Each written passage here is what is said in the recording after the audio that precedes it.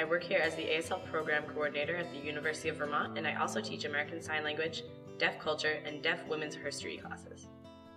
The point of the classes would be that deaf people are not disabled. Deaf people are part of a linguistic minority. There's just a difference in language, so when you talk to somebody who's from Africa, there's going to be an English-African language barrier. For us, it's more of a hearing language barrier. I do not think of being deaf as a disability. I think that the word disability largely fluctuates. It's just a different way of living. I do have some differences. For example, I cannot see as well as most sighted people can, but I'm not considered disabled. I can't hear, but you guys can't sign. So there's no difference between you and me. So I don't really consider it a disability, but different. I just live life simply a little bit different than you. It all depends on what society defines as an ability and what the opposite of that is. I think students learn why that is the case, why deaf people are a linguistic minority. They learn about deaf culture, they learn about deaf etiquette, they learn about history, the history of deaf people and of the deaf community. Autism is comparable to racism or sexism. It's one of the isms. It's prejudice when it comes to hearing or not hearing or hard of hearing. So an autist can be both a deaf person or a hearing person. There's two different types of autism. One is called passive autism and the other is active autism. Passive autism is somebody who does not know, who makes an innocent mistake, and once educated, learns from that mistake. Active autism is somebody who does things that are oppressive to deaf people, even if they've been educated. When it comes to signs of autism at UVM, the problem is mostly lack of awareness. There are people who see deafness as a disability, and that's certainly part of it. And here's an example. I had a teacher who oppressed me. He's autist. He believed that I did not type my paper because I am deaf. And how a deaf person can oppress a deaf person. You might have a deaf individual who is very skilled in reading and writing English, and you might have another deaf person who is not as skilled. And they may look at that deaf person in an oppressive fashion. It's hard for me to keep up with my classmates because I miss those little things in class, and it's also tiring because I cannot take a break in class and not have you guys and put your heads down and just be like, okay, like just, and you'll keep listening, but I can't do that. I'm part of the Access program at UVM, and Access is really for anyone with disabilities. They specifically have a deaf coordinator within the office, and she helps me provide me with, in terms of access to classes, so I need like an interpreter and note taker. And there are occasions when I request an interpreter and none is available, and then they have to provide another accommodation. But it's one of the reasons why I love working here, because I know that they will provide me with an interpreter without question. UVM is very well resourceful in being able to accommodate everyone's needs.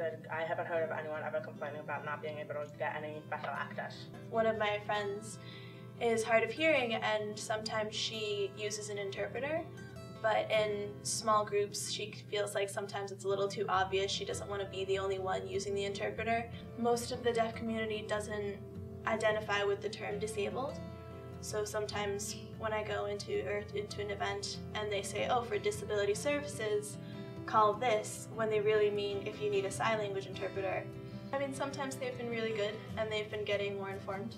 And I think it's also our job as ASL students and as the deaf community to tell people that that's not really what's going on with us. People can be afraid to meet a deaf person, even if they've taken an ASL 1 class. There are some people who are taken aback by it and actually don't talk to me because they don't know how to talk to me. If there's something different with you, then they learn how to adapt to it. And like most often people ask me oh, I'm sorry, I didn't know that. Like, how can I help you better? But usually I've become very assertive myself, so I just step right up, like, listen, I'm hard of hearing, just make sure you're safe when you talk, listen, read your lips. But really the main reason I teach the deaf culture class is because I want students to become allies of the deaf community. The deaf community struggles with issues of deaf education and hearing administrators who know nothing about the deaf community, nothing about deaf culture, making decisions for deaf children that are impacting our education in a negative way. Oftentimes those hearing educators want to hire hearing teachers, not deaf teachers, so we really need the hearing community to become our allies and support us as a deaf community. You can liken this to the gay, lesbian, and queer community. I am not queer, but I am an ally. I am an ally of that community. I do not make decisions for them, but whatever they're fighting for, I provide support. The deaf community is very, very welcoming to anyone who makes an effort. but the deaf community in Burlington and the Burlington area is much bigger than here at UVM, and generally they get pretty involved. Well, there are tons of community events that also we try to bring community members here. Everyone is invited to Donnie's. We all go get pizza every Thursday night and just eat and sign. We also have Deaf Awareness Week in fall semester, and that is 1 week whirlwind of all sorts of events. Short week and it's just a mass load of ASL. They have presentations, they have specific speakers. We've got like a game night and movie night. So there's a whole bunch, a group of ASL films, so we have those being demonstrated like at Jeffers or something for one night. That actually turned out to be pretty cool because it's like a total silent film and everyone, the whole thing is sign language. The biggest one is ASL Skit Night, which is a huge hit on campus. It happens downstairs in Brennan's and everyone loves it. There's even people who go there for dinner and have no idea what's happening, like right behind them. So that's like our best like recruitment night. The ASL Club is new.